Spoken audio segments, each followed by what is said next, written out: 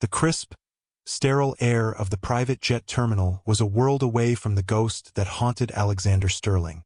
It was the ghost of his father, a man who had built an empire not of steel and glass, but of connection, of sky bridges that linked cities and people.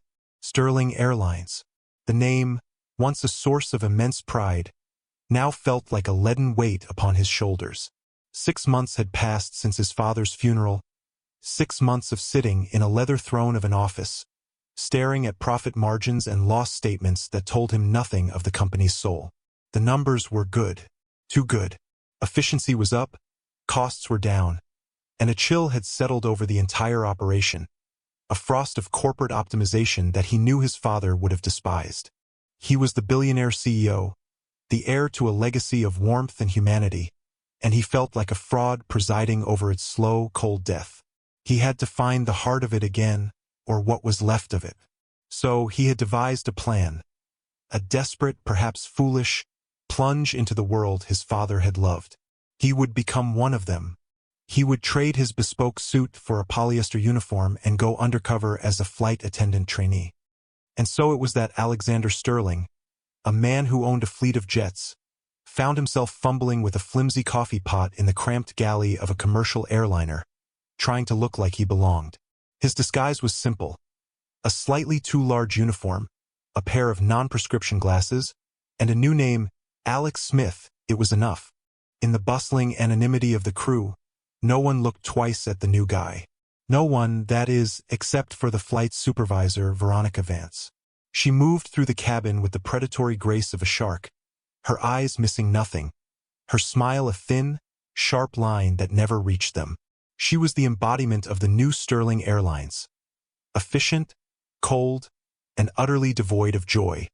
The confrontation, when it came, was not directed at him. It was a low-level tremor that he felt before he saw. Veronica had cornered another flight attendant in the forward galley. Her name was Maya Washington. Alexander had noticed her during the pre-flight briefing.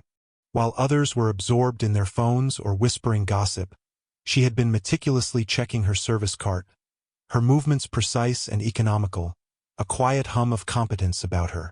She had a smile that was genuine, a warmth that radiated and seemed to touch the passengers she greeted. She was, Alexander had thought with a pang of nostalgia, exactly the kind of employee his father would have cherished.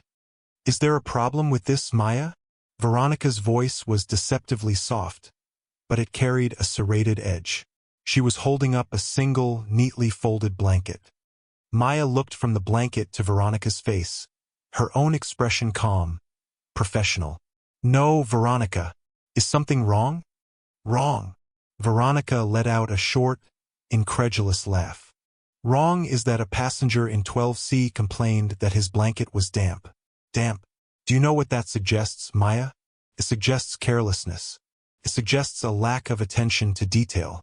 It suggests that perhaps you aren't double-checking your responsibilities." Alexander, who was stocking napkins nearby, froze. He had seen the man in 12C. He had watched Maya hand him the blanket, sealed in its plastic wrapping, which the man had opened himself. The man had then promptly spilled half a glass of water on his own lap.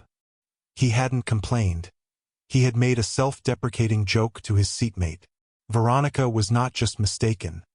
She was inventing a fiction from whole cloth. "Veronica, I can assure you," Maya began, her voice still even. "You can assure me of nothing," Veronica snapped, her voice rising just enough to cut through the galley's hum. The mask of civility was slipping. "This is the third flight this month I've had to speak to you about your performance. The third. Some people just aren't cut out for this level of service. They don't have the polish." She let the word hang in the air, weighted with a meaning that was ugly and unmistakable. She glanced at Maya's dark skin, then back at her eyes, a flicker of cruel satisfaction in her own. It was a slap, delivered not with a hand but with a word.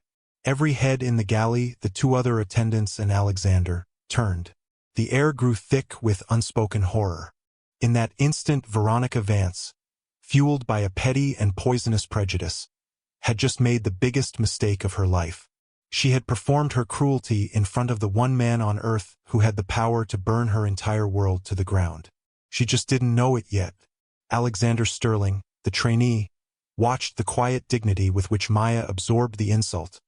Her chin held high, her eyes betraying nothing but a deep, weary hurt. And in that moment, his vague mission to find the soul of his company became intensely personal. He would not just find its heart, he would defend it. He would understand the quiet strength of the woman standing before him, and he would tear down the rotten structure that allowed a woman like Veronica to thrive. What was about to happen next would not just change Sterling Airlines. It would unravel a web of deceit and expose a truth so profound it would cost one woman everything and give another the justice she so richly deserved. You see, a person's true character is not revealed when they are on top of the world, but when they are forced to witness an injustice against the powerless. And Alexander Sterling, for the first time in his life, was about to discover who he truly was. The silence in the galley stretched into a taut, unbearable wire. The other two attendants, a young man named Ben and a woman in her 40s named Sarah, suddenly found the contents of their service carts utterly fascinating. They stared at bags of pretzels and rows of soda cans as if they held the secrets of the universe, their shoulders hunched in a shared, silent cowardice. Alexander felt a hot surge of anger, not just at Veronica, but at them, at himself. His instinct was to roar, to pull the pin on the grenade of his true identity and let the shrapnel fly. But that would only end his investigation. It would be a momentary satisfaction, a flash of power that would solve nothing. Veronica would be fired, yes, but the rot she represented, the systemic coldness he suspected ran deep, would simply close over the wound and fester in the dark. No, he had to see this through. He had to understand the full scope of the disease before he could hope to cure it. Maya finally broke the silence. Her voice, when she spoke, was a marvel of control. It was low, steady, and stripped of any emotion save for a bone-deep professionalism. I understand your concern, Veronica. I will be more vigilant in the future. There was no apology, for she had done nothing wrong. It was a statement of placation, a strategic retreat to de-escalate a conflict she could not win. It was the move of a survivor, and it broke Alexander's heart. Veronica's lips curled into a triumphant smirk. She had drawn blood and asserted her dominance. "See that you are," she said, tossing the blanket onto a countertop as if it were contaminated. She turned and swept out of the galley, her posture radiating smug authority. The moment she was gone, the air rushed back into the space. Ben let out a shaky breath. Sarah shook her head slowly, her eyes closed. "Don't let her get to you, Maya," Sarah whispered, finally looking up. She's just Veronica." Maya forced a small, tight smile that didn't come close to her eyes. "I'm fine." She began to methodically rearrange the coffee creamers, her hands moving with a purpose that seemed designed to ward off the sting of the encounter. Alexander felt a clumsy, urgent need to say something, to offer some form of support. "That was completely out of line," he said, his voice rougher than he intended. "I saw the whole thing. The passenger spilled the water on himself." Maya's hands stilled for a fraction of a second. She glanced at him, the new trainee, Alex Smith. There was a flicker of surprise in her eyes, and something else. Gratitude, perhaps, but it was quickly shielded. "It doesn't matter," she said quietly. "Arguing would only make it worse. Rule number 1 in this job: you don't make waves with a supervisor on a full flight." "But she was lying," Alexander insisted, stepping closer. "She was targeting you." Maya finally turned to face him fully. She looked him up and down, a brief, appraising glance. He was just a trainee, a nobody. In her world, his opinion carried no weight. "Look, Alex, I appreciate it. Really. But you're new. Let me give you some advice." She lowered her voice even further, leaning in slightly. "Keep your head down. Do your job. Don't get involved in things that aren't your concern. Especially not with her." She gestured with her head in the direction Veronica had gone. "It's not worth the trouble. Trust me." Her words were a warning, meant to protect him. But to Alexander they felt like a challenge. Not worth the trouble? The dignity of a good person, the integrity of his father's company, that wasn't worth the trouble? He saw in her resignation the symptom of the very illness he was there to diagnose. Good people were being ground down, forced to swallow injustice just to keep their jobs. The worlds had collided. His rarefied existence of boardroom decisions and abstract numbers had slammed headfirst into the concrete reality of a woman being publicly humiliated for a spill she didn't cause. This was no longer an abstract investigation. It was a fight, and he had just been drawn, inextricably, into Maya Washington's corner. He nodded slowly, feigning agreement. Okay, I get it. Head down. But as he turned back to his own tasks, his mind was racing. He needed to know more. More about Maya, more about Veronica, and more about how deep this poison ran. The flight continued. He watched Maya from a distance. She was flawless. She moved through the cabin with an easy grace, her interactions with passengers a perfect blend of warmth and efficiency. She calmed a crying baby by making a funny face, found an extra pillow for an elderly woman, and handled a demanding businessman's rapid-fire requests with unflappable poise. She was not just competent. She was exceptional. She was the heart of the airline he was looking for, beating strong and true despite the pressure seeking to crush it. Later, during a lull in the service, he found himself next to the flight's pilot, Captain Evans, a man in his late 50s with kind eyes and a face mapped with the fine lines of 1,000 journeys. Evans was sipping a cup of coffee and observing the cabin. He had been with Sterling Airlines since the beginning, a close friend of Alexander's father. He was the one person on board who knew Alexander's true identity. "How's the view from down here, Alex?" the captain asked, his tone laced with gentle irony. He kept his voice low, for their ears only. "It's illuminating," Alexander replied, his gaze drifting back towards Maya, who was now patiently explaining the entertainment system to a confused passenger. "Tell me about Veronica Vance." Captain Evans's expression soured. He took a slow sip of his coffee before answering. "Vance. She's from the new school. All metrics and discipline. Came over from a budget carrier a couple of years ago. Brought in by the new COO. She's ambitious. And she has a reputation." "What kind of reputation?" Alexander pressed. The captain sighed, a weary, troubled sound. "She's a climber, and she has a pattern. She finds a good employee, someone well-liked, usually a minority, and she makes their life a living hell. Nitpicks every little thing, writes them up for fabricated offenses. Most of them quit or transfer. The ones who fight back find themselves tangled in so much HR red tape they eventually give up. It clears the way for her to promote her own people." A cold knot formed in Alexander's stomach. So it wasn't just a personal grudge. It was a strategy. A cruel, calculated system of advancement. Why hasn't anyone done anything about it? Why hasn't she been fired? Captain Evans stared out the small porthole window at the endless blue sky. Because she's protected. The chief operating officer, Mark Renshaw, is her champion. He sees her as a strong manager who trims the fat. Your father. He never would have stood for it. He cared about his people. But since he's been gone, Renshaw and his ilk have been running the show. They see people like Maya Washington as cogs in a machine. To them, Veronica is just a tool for tightening the screws. This was it, the first true reveal. The injustice was not the act of a single, cruel woman. It was a symptom of a systemic rot sanctioned and protected from on high. Firing Veronica wouldn't be enough. He had to go after the source. He had to go after Mark Renshaw, the man who was dismantling his father's legacy from the inside. The simple act of witnessing an insult in a galley had now spiraled. The stakes had just been raised exponentially. His undercover mission was no longer just about observing.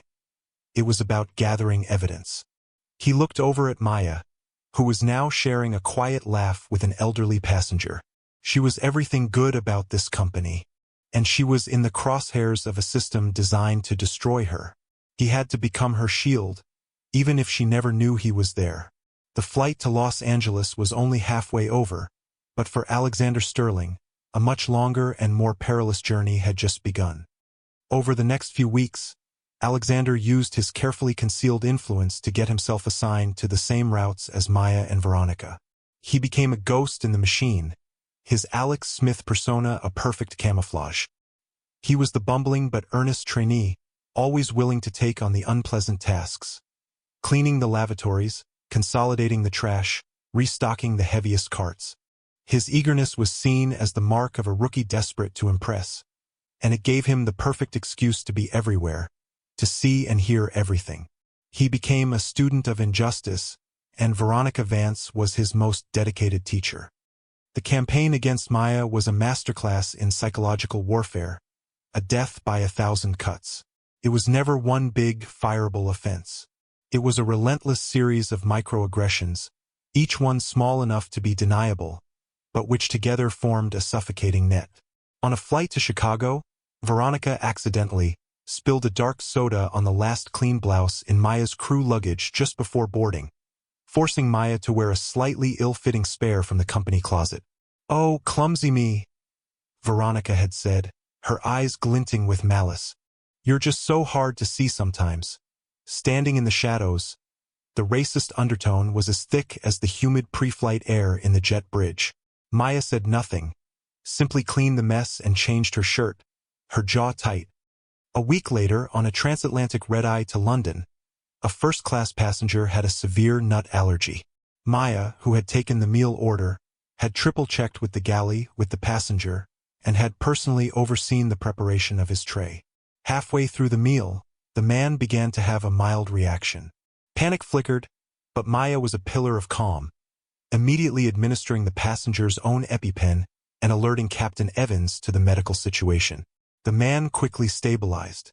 An investigation after landing revealed that a different flight attendant, one of Veronica's known favorites, had carelessly cross-contaminated a serving utensil. Yet, in her official report, Veronica placed the blame squarely on Maya. "A lack of situational awareness," she wrote. "Failed to maintain a sterile service environment." It was a blatant lie, but it was now in Maya's permanent file. Alexander saw it all. He documented every incident in a small, private notebook he kept hidden in his apartment. Dates, times, witnesses, the exact wording of the insults. He watched as Maya's quiet radiance began to dim around the edges. The easy smile she gave passengers was still there, but it took a fraction of a second longer to appear. The light in her eyes, once so bright, was now tinged with a constant, weary vigilance. She was still flawless in her duties, but the joy was gone, replaced by a grim, determined endurance. He saw the toll it was taking, and his anger simmered, a low, constant burn. His attempts to connect with her were met with a polite, professional wall. He would offer to help her with her cart, and she would thank him but decline. He would try to start a conversation in the crew lounge, and she would give short, courteous answers before finding a reason to be elsewhere. He finally understood. She wasn't being unfriendly. She was being careful. She had seen him witness Veronica's initial attack, had heard his words of support. In her eyes, associating with him, the trainee who had noticed the injustice could make her even more of a target. His friendship was a liability she couldn't afford. It was a painful realization for Alexander, a man whose favor was usually curried and coveted. Here, in this world, his goodwill was a danger to the very person he wanted to protect. He decided to change his approach. He couldn't be her friend, not yet, but he could be her silent ally. He started to run subtle interference. When he saw Veronica heading toward Maya's section of the cabin with a critical eye, he would accidentally spill a tray of ice in the aisle, creating a diversion that required the supervisor's immediate attention. When he overheard Veronica telling another attendant to give Maya the most difficult, time-consuming tasks, he would volunteer for them first. Claiming he needed the practice, he became a buffer, absorbing some of the friction, a small, unseen shield. Maya seemed to notice. She didn't acknowledge it directly, but one afternoon, as they were deplaning after a grueling flight, she paused beside him. "You're a quick learner, Alex," she said, a hint of a real smile in her eyes. "You'll make a good attendant," coming from her. It felt like the highest praise he had ever received. The real breakthrough, the moment the professional wall between them began to crumble, came during an unexpected 24-hour layover in San Francisco. A mechanical issue had grounded their plane, and the airline put the crew up in a nearby airport hotel. Alexander saw it as an opportunity. He was tired of seeing Maya only as a victim of Veronica's cruelty. He wanted to know the person, not just the symbol. He had a theory that her life outside the uniform was as rich and principled as her conduct within it. That evening, he saw her leave the hotel. She wasn't dressed for a night out. She wore simple jeans, a comfortable sweater, and practical sneakers. She was carrying a large, reusable shopping bag that seemed heavy. Curiosity overriding his hesitation, he decided to follow her, keeping a discreet distance. He felt a pang of guilt for the intrusion, but his need to understand was overwhelming. Was she meeting family? Friends? He imagined her unwinding, complaining about Veronica, finding solace in a community that loved her. She didn't take a taxi into the city.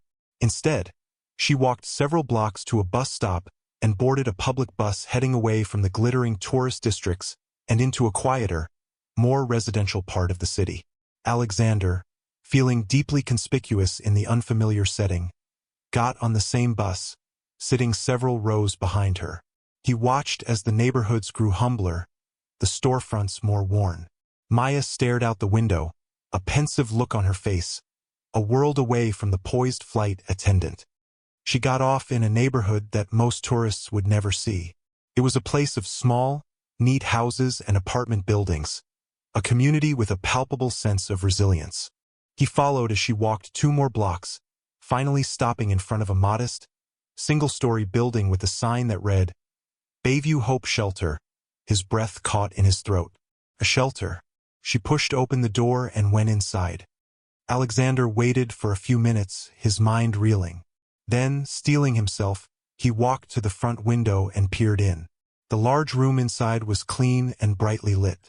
Children were playing on a large rug, and a few women were talking at a table. And there was Maya. She had placed her large bag on a counter and was pulling out its contents.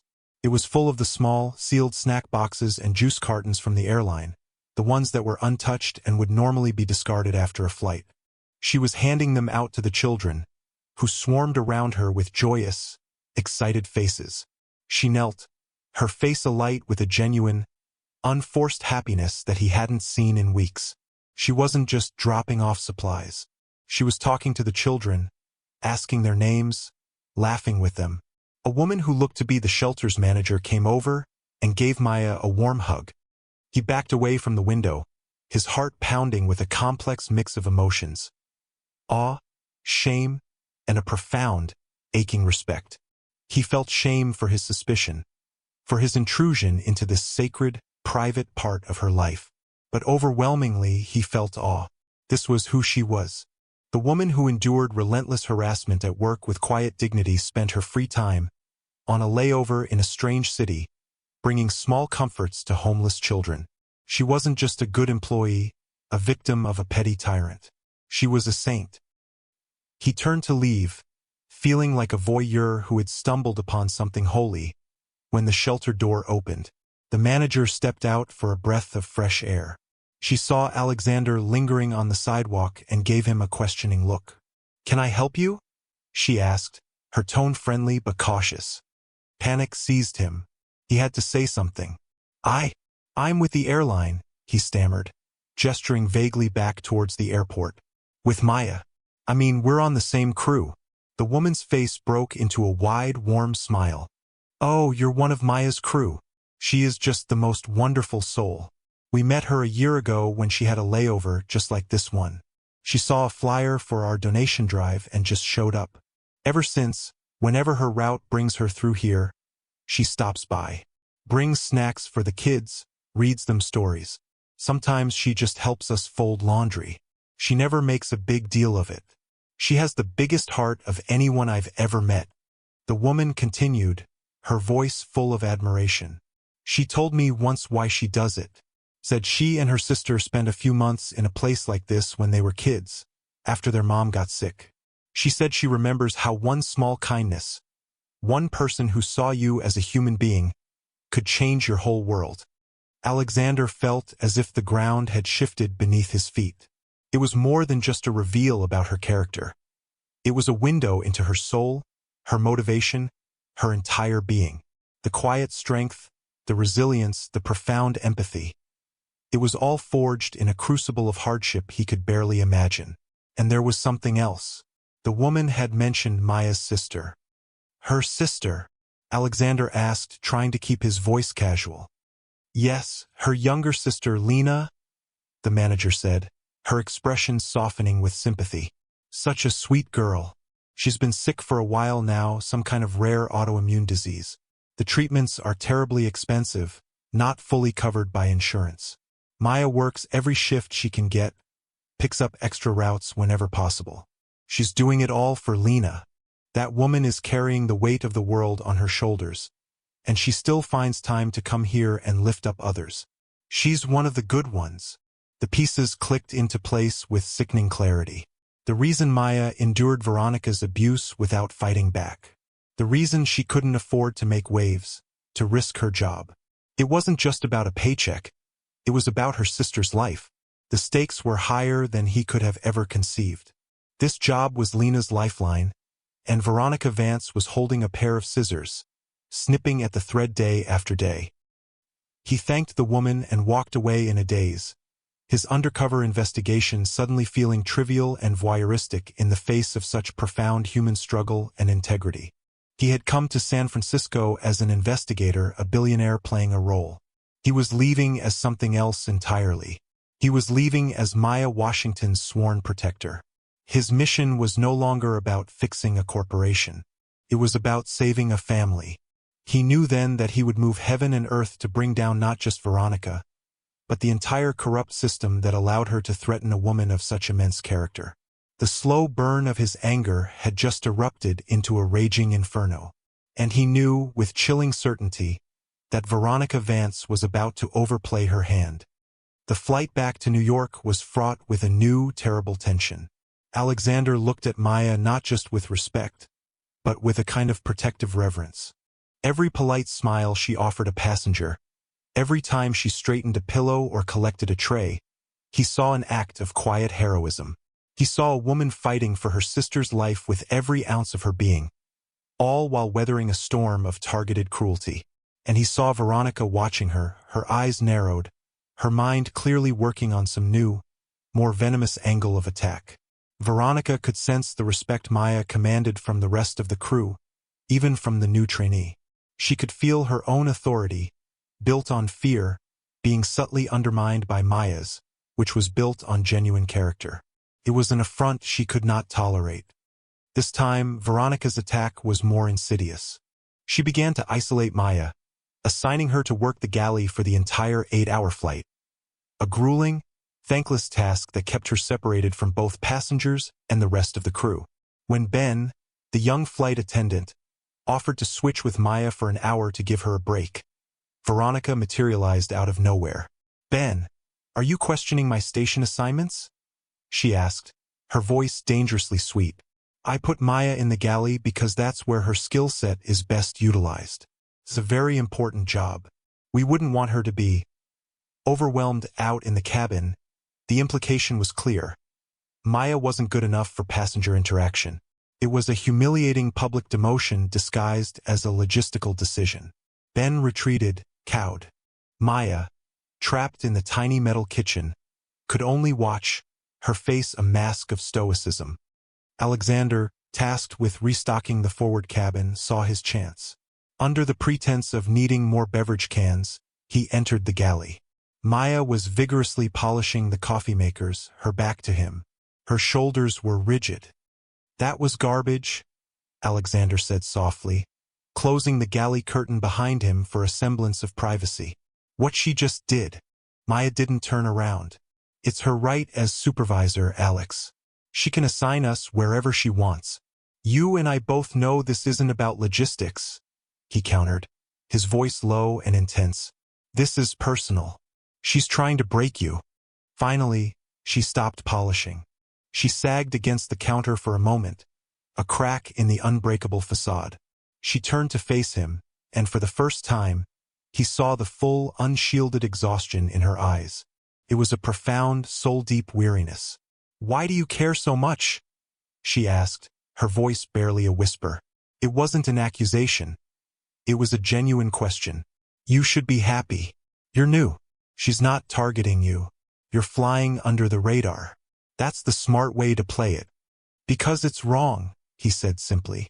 "What she's doing to you is wrong, and seeing it happen and saying nothing, that feels wrong too." He decided to take a risk, to show her a piece of himself.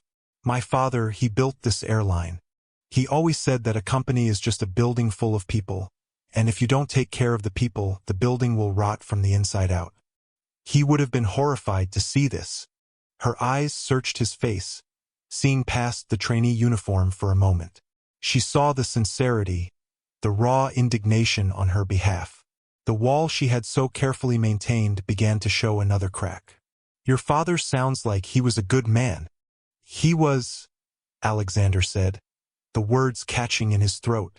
It was the first time he'd spoken of his father with someone who wasn't offering scripted condolences. "He passed away about 6 months ago." A look of genuine empathy softened her features. "I'm so sorry," she said, and he knew she meant it. Losing a parent is a pain that doesn't ever really go away. "I lost my mom when I was a teenager, and just like that, they weren't supervisor, trainee, and victim anymore. They were just two people in a small, quiet space, 30,000 feet in the air, connecting over a shared grief. It was a moment of shared vulnerability, a fragile bridge built between two vastly different worlds." "I know this is none of my business," Alexander said, pressing his advantage gently. "But the shelter manager in San Francisco, she told me about your sister." "About Lena." Maya's entire body went still. The brief warmth in her eyes vanished, replaced by a guarded, almost fearful look. "You followed me." It was a flat statement of fact. "I did," he admitted, shame coloring his voice. "I'm sorry. I was worried about you. I saw you leave and I just needed to understand. I saw what you were doing for those kids. I heard about your sister. Maya, the way you carry all of this, it's..." He searched for the right word. "It's incredible." She looked away, her gaze fixed on the rows of miniature liquor bottles. "It's not incredible. It's just what you do for family. Lena, she's my whole world. She was a dancer, so full of life. This disease, it's trying to steal that from her. But I won't let it. I will do whatever it takes to make sure she gets the best care, that she has a chance to dance again." Her voice was fierce, imbued with a love so powerful it was almost a physical force in the tiny galley. "That's why you don't fight back against Veronica," he stated, the final piece of the puzzle locking into place. "You can't risk this job." She finally met his eyes again, and they were shining with unshed tears. "This job is everything, Alex. It's the insurance. It's the flexible schedule that lets me get to her appointments. It's the paycheck that covers what the insurance won't. If I lose this job..." She trailed off, unable to speak the fear aloud. "Veronica knows I'm in a vulnerable position. I don't know how, but she knows. And she's enjoying it. She's enjoying watching me squirm." A cold, hard fury solidified in Alexander's chest. It was one thing to be a bully. It was another thing entirely to knowingly torment someone who was fighting for a loved one's life. This was a new level of evil. This was monstrous. "She won't win," Alexander said, his voice a low vow. "I won't let her." Maya gave him a sad, weary smile. "That's a nice thing to say, Alex. But you're a trainee. She's a supervisor with friends in high places. It's not a fair fight." "It doesn't have to be a fair fight," he said, his eyes holding hers. "When you're fighting for what's right, you don't need it to be fair. You just need to win." Before she could respond, the galley curtain was ripped open. Veronica stood there, her face a thundercloud. "What is going on here?" she demanded, her eyes darting between them. "Are you distracting my galley attendant from her duties, Smith?" "I was just getting some water, Veronica," Alexander said smoothly, grabbing a bottle. Veronica wasn't buying it. She looked at the lingering intimacy in the air, the emotional residue of their conversation, and her expression curdled with suspicion and jealousy. She turned her glare on Maya. I have half a mind to write you both up for gossiping on company time. Get back to your station, she snarled at Alexander. To Maya, she said, and you, I'll be watching you. Every second she turned and stormed away. Maya looked at Alexander, her eyes wide with fresh fear. You see? She whispered. You see what happens? Now she's going to come after you, too. Let her, Alexander said, his voice filled with a confidence that Maya couldn't understand. Let her try. He gave her one last, reassuring look before slipping out of the galley. He knew, with absolute certainty, that their conversation had been a turning point. Trust had been established. The battle lines were no longer blurry. But he also knew that he had inadvertently painted a target on his own back. And by cornering a predator like Veronica, he had likely provoked her into making her most dangerous move yet. The midpoint of his journey had been reached. The stakes had been elevated from professional to deeply personal. And the quiet war of attrition was about to escalate into an all-out assault. The escalation came sooner and more brutally than even Alexander could have anticipated. Veronica, sensing the new alliance between him and Maya, and infuriated by this perceived challenge to her authority, abandoned all pretense of subtlety. Her goal was no longer just to harass Maya into quitting. It was to have her fired, to destroy her. The setup was meticulously planned. The flight was a high-profile international route, a flagship for Sterling Airlines, filled with business executives and wealthy tourists. In the first-class cabin sat a notoriously difficult passenger, a tech mogul known for his ostentatious displays of wealth and his short temper. He was traveling with a briefcase that he claimed held sensitive company prototypes. Veronica saw her opening. During the initial beverage service, she assigned Maya to first class, a surprising move that immediately put Alexander on high alert. It was a setup. Veronica hovered nearby, watching Maya's every move like a hawk. Maya, ever the professional, handled the demanding mogul with grace, ignoring his condescending tone and fulfilling his requests promptly.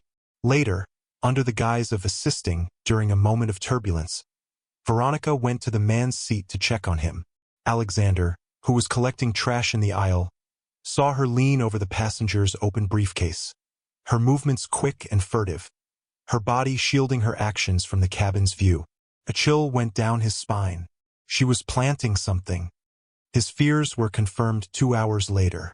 The tech mogul let out a furious roar that echoed through the quiet cabin. My watch! It's gone!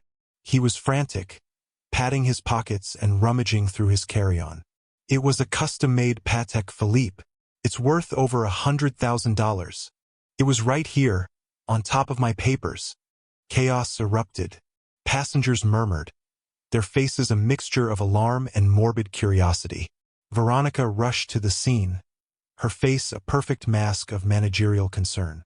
Sir, please try to remain calm, she said soothingly. We will handle this. When did you last see it? Just before I dozed off, he bellowed. The only person who came near my seat while I was resting was her. He pointed a trembling, accusatory finger directly at Maya, who had frozen in the middle of the aisle, a coffee pot in her hand. Her face went pale, a look of pure, uncomprehending shock washing over her. Me? She whispered, her voice barely audible. I didn't. Don't lie to me, the man screamed. I saw you hovering. It was a lie, a fabrication born of panic and suggestion, but in that moment, it was all Veronica needed. Okay, everyone, she announced, her voice ringing with false authority. As per company policy in a situation like this, we will need to conduct a search of the immediate area and the crew's personal effects. I'm sure this is all just a misunderstanding. Her eyes met Maya's, and the look in them was one of pure, venomous triumph. Alexander's blood ran cold. He knew with sickening certainty where the watch would be found. Veronica would discover it in Maya's purse or her crew luggage. She would be branded a thief in front of a plane load of witnesses. She would be fired, arrested, and her life, along with her sister's, would be utterly destroyed. This was the checkmate move. This was the antagonist's overreach, so blatant and evil that it defied belief. He had to act. He couldn't let them search Maya's belongings. He stepped forward. "Veronica," he said, his voice loud and clear, drawing every eye to him. "Wait." Veronica shot him a look that could curdle milk. "This does not concern you, Smith. Stand back." "Actually, it does," Alexander said, his mind racing, searching for a way to derail the train that was hurtling towards Maya. "Because I saw who really took the watch." A collective gasp went through the cabin. The mogul swiveled his head to stare at Alexander. Veronica's eyes narrowed to slits. "What did you just say?" This was it.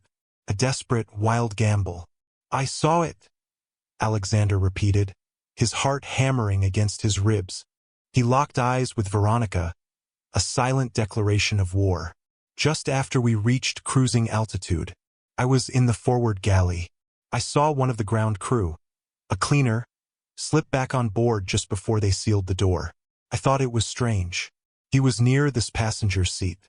I saw him reach into the briefcase. It was a complete fabrication, a house of cards built on thin air, but it was the only thing he could think of." Veronica scoffed, a look of relief washing over her face as she realized he wasn't accusing her directly. "That's ridiculous." The doors were sealed and cross-checked. No one could have gotten back on. "Are you sure?" Alexander pressed, playing his role as the naive but observant trainee. "I'm positive I saw it. Maybe we should check the airport security logs for the gate." The mogul, desperate for any lead, seized on the new theory. "He's right. Check the cameras." It had to be someone from the ground. Veronica was trapped. She couldn't very well refuse to investigate a plausible, if unlikely, lead. To do so would look suspicious. Her plan to immediately frame Maya was momentarily thwarted. "Fine," she hissed through gritted teeth. "We will have the authorities review the ground footage upon landing. But in the meantime, procedure dictates." "Procedure can wait." A calm, authoritative voice cut in. It was Captain Evans, who had emerged from the cockpit, alerted to the commotion. He surveyed the scene, his experienced eyes taking in the mogul's fury, Veronica's frustration, and Maya's terrified pallor. His gaze rested on Alexander for a fraction of a second, a silent question in his eyes. "We will not be conducting searches of my crew's personal belongings based on a panicked accusation. We will land the plane, we will involve the airport authorities, and we will let them conduct a proper investigation. Is that clear?" He directed the last part at Veronica, his tone leaving no room for argument. Veronica's face was a mask of fury. She had been publicly overruled. "Captain, with all due respect, that was not a suggestion, Supervisor Vance," Captain Evans said, his voice like steel. "My primary responsibility is the safety and security of this flight, and that includes protecting my crew from baseless hysterics. Now, unless someone is having a medical emergency, everyone will return to their seats." He turned to the mogul. "Sir, you will have your answers on the ground. Until then, you will sit down." The authority in his voice was absolute. The mogul, though still fuming, sank back into his seat. Veronica, seething with impotent rage, shot a final, poisonous glare at Maya and Alexander before stalking back to the galley. The immediate crisis had been averted, but Alexander knew he had only bought them time. His lie about the ground crew would fall apart the second they checked the security footage. And when it did, suspicion would fall right back on Maya, and he would be exposed as a liar, making him an unreliable witness. They were in a worse position than before. He had made a significant choice to intervene, risking his own credibility and accelerating the timeline. He had committed himself fully, but in his desperation, he may have just made things catastrophically worse. During the descent, he managed to get a moment alone with Maya in the rear of the plane. She was trembling, her composure finally shattered. "Why did you do that, Alex?" she whispered, her eyes wide with fear. "You lied for me. When they find out you lied, they'll fire you too." And it will make me look even more guilty. I couldn't let her plant that watch on you, he said, his voice grim. Because that's what was going to happen. I saw her near his briefcase earlier. The color drained from her face as the full, diabolical nature of the plot dawned on her. Oh my God, she breathed. She was going to frame me for a felony. Yes, and she still might, Alexander said. My story won't hold up for long. We're going to land in an hour. They'll take us all in for questioning. Veronica will push for them to search your things. Tears began to stream down Maya's face, silent tracks of despair. It's over, she whispered. Everything is over. My job, Lena's care. I'm going to be arrested. What am I going to do? She buried her face in her hands, her shoulders shaking with silent sobs. Seeing her break, seeing this woman of impossible strength finally crumble under the weight of it all, solidified a hard, cold resolve in Alexander's soul. His undercover mission was over. The time for observation and subtle interference was past. He had tried to play the game from the inside, and he had failed. He had gotten the evidence he needed. He had seen Veronica's cruelty, learned of her systemic bullying from the captain, and now witnessed her attempt a criminal frame-up. But none of it would save Maya in the next hour. There was only one card left to play. It was the card he had been hiding for weeks. It was time to stop being Alex Smith, the powerless trainee. It was time to become Alexander Sterling, the CEO, the owner, the man who could end this not with a whisper, but with a thunderclap. Maya, he said, his voice soft but firm. He gently pulled her hands away from her face. Listen to me. It is not over. I promise you. When we land, I need you to trust me. No matter what happens, no matter what they say, you say nothing. You just trust me. Can you do that? She looked at him, her eyes red and swollen, searching his face for some reason to hope. She saw not the bumbling trainee, but a man of immense, inexplicable certainty. She didn't understand it, couldn't fathom where this sudden power was coming from, but in the depths of her despair, it was the only lifeline she had. She gave a small, shaky nod. Okay, Alex, she whispered. I trust you. Good, he said. He gave her hand a reassuring squeeze. Because this ends today, as the plane began its final approach, banking over the glittering lights of the city, Alexander pulled out his phone. He sent a single, encrypted text message to his chief of security, a man who had served his father for 30 years. The message was short, but its implications were seismic. Code read, JFK Terminal 8. Have assets in place on arrival of Flight 101. Full executive authority. Detain Supervisor Veronica Vance for questioning on my order. Bring Mark Renshaw to the hangar. Now, the game had changed. The antagonist had made her strongest move, and for a moment it seemed she had won. But she had made one fatal miscalculation. She had underestimated the quiet trainee in the corner. And she had no idea that she wasn't just landing a plane. She was descending directly into a reckoning of her own making. The moment the jet bridge connected to the aircraft, the atmosphere shifted. Two stern-faced airport police officers and a man in a sharp suit, whom Alexander recognized as the head of his corporate security team, Daniel Corrigan, stepped aboard. They spoke quietly to Captain Evans, who nodded and pointed them towards the main cabin. Veronica, who had been standing near the exit with a smug, predatory stillness, saw them and her expression brightened. This was it.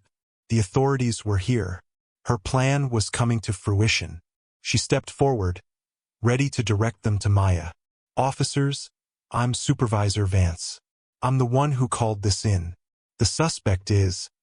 Daniel Corrigan held up a hand, stopping her mid-sentence. His eyes, cold and assessing, bypassed her completely and found Alexander. He gave a subtle, almost imperceptible nod. Mr. Smith, Corrigan said, his voice formal, playing along with the charade for a final, dramatic moment. Captain Evans, the situation is under control. We'd like everyone involved to deplane and come with us. Please, he gestured to the mogul, to Veronica, and then to a terrified Maya. You as well, ma'am. Maya looked at Alexander, her eyes wide with panic. He gave her the slightest shake of his head, a silent message. Trust me. She took a deep breath and nodded, her posture straightening with a resolve born of desperation. They were not led to a police interrogation room as Veronica expected. Instead, they were escorted through a series of private corridors, bypassing the bustling terminal, their footsteps echoing in the sterile passageways. They emerged not into the public area, but into the cavernous expanse of Sterling Airlines' primary maintenance hangar. The place was vast, large enough to swallow a 747 hole. But it wasn't empty. Hundreds of people were there. Ground crew in neon vests, pilots in crisp uniforms, flight attendants, gate agents, mechanics. An entire cross-section of the airline's New York-based employees stood in a wide, silent semicircle. In the center of the hangar, a small stage with a podium had been hastily erected, floodlights casting a stark, bright glare upon it. A large screen hung behind the stage, currently dark. Veronica looked around, bewildered. "What is this? What's going on?" she demanded, her voice shrill. A man in an expensive suit detached himself from a small group near the stage and hurried towards them. It was Mark Renshaw, the chief operating officer. The man Captain Evans had identified as Veronica's protector. "Veronica, what in God's name have you done?" he hissed, his face pale with anxiety. "I was pulled out of a board meeting for this. They're calling it a code red that hasn't been used since 9/11". Veronica's smugness faltered, replaced by a flicker of genuine fear. "Mark, I just exposed a thief. A flight attendant named Maya Washington stole a passenger's $100,000 watch. I have the passenger right here." She gestured to the tech mogul, who looked as confused as she was. But Renshaw wasn't looking at her. He was staring past her, his eyes fixed on the man in the ill-fitting trainee uniform. His face went from pale to ashen. "Oh no," he breathed, a look of dawning horror on his face. "No, it can't be." Alexander stepped forward, away from Maya and the others. He reached up and slowly took off the non-prescription glasses. He unbuttoned the top 2 buttons of his uniform shirt, as if shedding a skin he had worn for too long. He walked towards the stage, and as he moved, a path cleared before him. The assembled employees murmured, their whispers growing into a wave of shocked recognition. He stepped onto the stage and stood at the podium. He tapped the microphone, and the soft thud echoed through the silent hangar. He looked out at the sea of faces, his gaze finally landing on Veronica, whose face was now a frozen mask of disbelief and terror. "Good afternoon," Alexander Sterling began, his voice, now stripped of the meekness of Alex Smith, ringing with the calm, clear authority of a born leader. "My name is Alexander Sterling. For those of you who don't know me, I am the CEO of this airline. And for the past 3 weeks, I have also been Alex Smith, a flight attendant trainee." A massive gasp went through the crowd. Veronica swayed on her feet as if she'd been physically struck. Maya stared, her mind refusing to process what she was seeing. The clumsy, kind trainee who had defended her was the owner of the entire company. "I came undercover," Alexander continued, his voice hardening, "because I feared we had lost something. I feared we had lost the heart my father poured into this company. I wanted to see for myself if the principles he built this airline on, respect, dignity, and care for our people, were still alive. For the most part, I am happy to report they are. I have seen incredible dedication, professionalism, and kindness from so many of you." His eyes found Maya in the crowd, and he gave her a look of profound respect. "I have seen employees who represent the absolute best of Sterling Airlines." He then turned his gaze, cold as ice, directly onto Veronica. "But I have also seen a rot, a poison that has been allowed to spread, protected from on high. A culture of bullying, prejudice, and cruelty, personified by Supervisor Veronica Vance." Veronica flinched. "This is insane. He's lying!" she shrieked, looking desperately at Mark Renshaw for support. But Renshaw was staring at the floor, refusing to meet her gaze. "Am I lying?" Alexander asked the crowd. Am I lying about the way she targets dedicated employees? Am I lying about the fabricated reports, the public humiliations, the racist remarks? He paused. I don't think I am. But you don't have to take my word for it. On the giant screen behind him, a video began to play. It was security footage from the jet bridge of the flight to Chicago. It showed, clear as day, Veronica accidentally spilling the soda on Maya's blouse. The audio was faint, but her cruel words, "So hard to see you sometimes," were just audible, sending a ripple of disgust through the hangar. Or perhaps, Alexander said, as another clip began to play, we should talk about today's flight. The screen now showed footage from a hidden camera in the first-class cabin. A camera Alexander's security team had installed on his orders before the flight even took off. The angle was perfect. It showed Veronica leaning over the mogul's seat, her back to the cabin, and with a swift, deliberate movement, taking the gleaming watch from his briefcase and slipping it into her own pocket. A collective, horrified gasp filled the hangar. The tech mogul stared at the screen, his mouth agape. You, he stammered, turning on Veronica. You framed her. Veronica's face had gone completely white. She was exposed. Utterly and completely. No, it's been doctored. It's fake. Is it? Alexander's voice was relentless. Daniel, he said to his security chief. The watch, please. Daniel Corrigan stepped forward. He reached into his pocket and produced a small evidence bag. Inside, gleaming under the harsh lights, was the Patek Philippe. We recovered this from Ms. Vance's crew luggage less than 10 minutes ago, he announced. The final nail was in the coffin. The takedown was absolute. Veronica stared at the watch, then at the hundreds of accusing faces surrounding her, and something inside her broke. Renshaw made me do it, she screamed, pointing a trembling finger at the CO. He's the one who wanted her gone. He said she was a problem, that she was bad for the brand's image. He told me to handle it. He protects me. He promised me a promotion. Every eye in the hangar swung to Mark Renshaw, who looked as if he wanted the concrete floor to swallow him whole. He had been so focused on efficiency and metrics that he had fostered a monster, and now that monster was dragging him down with her. Alexander looked at the COO with utter contempt. Mr. Renshaw, my father trusted you. He believed you shared his vision. Instead, you have cultivated a culture of fear and rewarded cruelty. You have mistaken brutality for strength and prejudice for policy. You have betrayed his legacy and every good person working for this company. He paused, letting the weight of his words settle. Consider this your formal termination. Get off my property. Renshaw stood frozen for a second before wilting completely. He turned and walked away, a man stripped of all power and dignity, disappearing into the crowd. Alexander's attention returned to Veronica, who was now weeping, a pathetic, crumbling ruin of the tyrant she had been. As for you, Ms. Vance, he said, his voice devoid of any pity, you are fired, and you are not just losing your job. The airport police will be taking your full confession regarding the attempted theft and the false accusation. You will face the full consequences of your actions. As if on cue, the two police officers stepped forward and flanked Veronica. Ma'am, you need to come with us, one of them said gently but firmly. They led her away, her sobs echoing in the now silent hangar. The public confrontation was over. The power dynamic had been completely and irrevocably reversed. Now only one thing remained.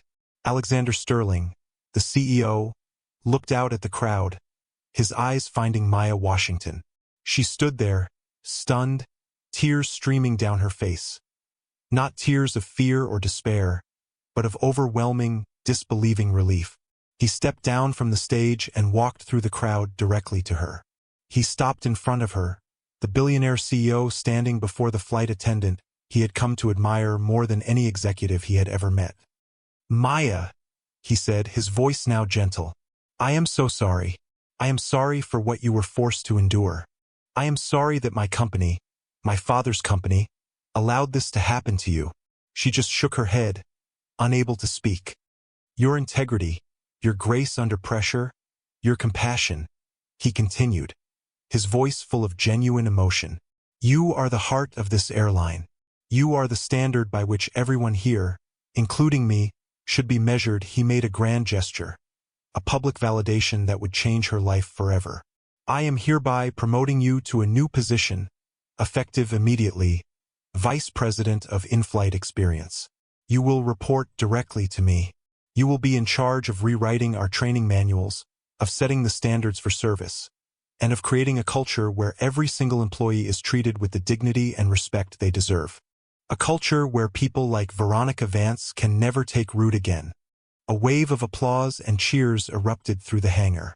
The employees were not just clapping for Maya.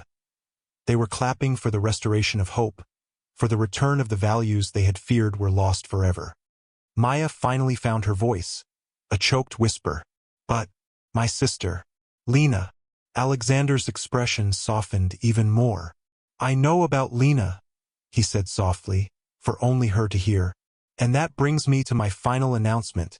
He turned back to the crowd, raising his voice once more. Today, I am announcing the formation of the Sterling Family Foundation. Its sole mission will be to provide financial and logistical support to any Sterling Airlines employee or their immediate family facing a major medical crisis. It will be funded with an initial endowment of $50 million from my personal fortune. He looked back at Maya. Your sister's medical bills, all of them past, present, and future, are covered. Completely. All you have to worry about is helping her get well. And with that, the last of Maya's strength gave way. She let out a sob of pure, unadulterated joy and relief, and she fell into Alexander's arms. He held her, the CEO and the flight attendant, no longer separated by class or position, but united by a shared sense of justice and a burgeoning, undeniable connection. The consolidation of their victory was complete. He had not only defeated the antagonist but had also laid the groundwork for a new, better future for everyone at the airline, a future built on the foundation of her quiet, unshakable virtue. In the aftermath of the hangar confrontation, a profound and immediate shift occurred at Sterling Airlines. The story of the undercover CEO, the villainous supervisor, and the virtuous flight attendant spread like wildfire through every department, from the baggage handlers on the rain-slicked tarmac to the data analysts in the corporate tower. It became an instant legend, a cautionary tale, and a source of renewed hope. Mark Renshaw and Veronica Vance became bywords for the toxic corporate culture that had been excised like a tumor. Veronica, facing irrefutable evidence, pleaded guilty to making a false police report and attempted theft, receiving a sentence of community service and a permanent stain on her record that would prevent her from ever holding a position of power again. Renshaw disappeared from the industry, his reputation in tatters. For Maya, life transformed almost overnight. The crushing weight she had carried for so long was lifted. With the Sterling Family Foundation covering every medical expense, she was able to get Lena into a top-tier specialty clinic with doctors who were pioneers in treating her rare condition. The new treatments began to work almost immediately. The fatigue and pain that had plagued Lena for years began to recede, and for the first time in a long time, she started talking about dancing again. Maya moved out of her small apartment and into a more comfortable one closer to the clinic, the constant anxiety about money replaced by a quiet, steady optimism. Her new role as Vice President of In-Flight Experience was not just a title. It was a mission. She threw herself into the work with the same dedication and grace she had shown in the aisles of the aircraft. She didn't sit in a corner office issuing memos. She was on the planes talking to flight attendants. She was in the training centers listening to new recruits. She rewrote the rulebook, not with an eye toward punitive discipline, but toward empowerment and support. Her new policies were revolutionary in their simplicity. Treat employees like valued partners, and they will treat passengers like honored guests. Morale, which had been at an all-time low, skyrocketed. Customer satisfaction scores followed suit. The Maya effect, as some in the company began to call it, was real and measurable. Alexander, for his part, felt like he was breathing fresh air for the first time in months. He had not just avenged an injustice. He had rediscovered his purpose. He found that he loved running the airline, not from a spreadsheet, but from the heart. He and Maya worked closely together, their professional collaboration a seamless extension of the trust they had built during his time undercover. Their meetings were less about corporate strategy and more about people. They would spend hours discussing how to improve the lives of their employees, how to make the travel experience more human, more connected. The formal barrier between them, once a chasm of class and position, had been obliterated. Now, a different kind of tension grew in its place, a warm, magnetic pull. He found himself making excuses to stop by her office, just to see her smile. She found herself looking forward to their late-night calls, which often strayed from work topics to shared stories about their lives, their hopes, their fears. The bond forged in the crucible of injustice was deepening, blossoming into something tender and profound. One evening, about 2 months after the hangar incident, they were the last two people in the executive wing. They were looking out the large window of his office, which had a sweeping view of the runways at JFK. Planes were taking off and landing, their lights like shooting stars in the twilight. "I never get tired of this view," Alexander said quietly. "My father used to bring me here as a kid. He'd point to the planes and say, 'Each one of those is a story, Alex. A family going on vacation, a soldier coming home, a student starting a new life. We don't just fly planes. We carry stories,'" he paused, turning to look at her. "I think I finally understand what he meant." Maya smiled, a soft, genuine smile that lit up her whole face. "He was right, and you're doing him proud, Alexander. You brought the heart back." "I didn't do it alone," he said, his voice dropping. "You showed me where to find it. Maya, when I was Alex Smith, I was lost. I had all this power, all this wealth, but I was more alone than I'd ever been. Watching you, seeing your strength, your goodness, it was like you were a compass, pointing me back to what truly matters." He took a step closer, his hand gently finding hers. Her fingers curled around his, a natural, instinctive response. The air between them crackled with unspoken emotion. "This isn't just about the airline anymore, is it?" she whispered, her eyes searching his. "No," he said, his voice thick with feeling. "It hasn't been for a long time." He lifted his other hand and gently brushed a stray curl from her cheek. "You are the most incredible person I have ever met, Maya Washington. And I think I'm falling in love with you." Tears welled in her eyes, but this time, they were tears of pure joy. "I think I'm falling in love with you, too, Alexander Sterling." He leaned in and kissed her, a kiss that was both a culmination and a beginning. It was a kiss that sealed their victory, their partnership, and the start of their own story, a story that was far grander and more beautiful than any they carried on their planes.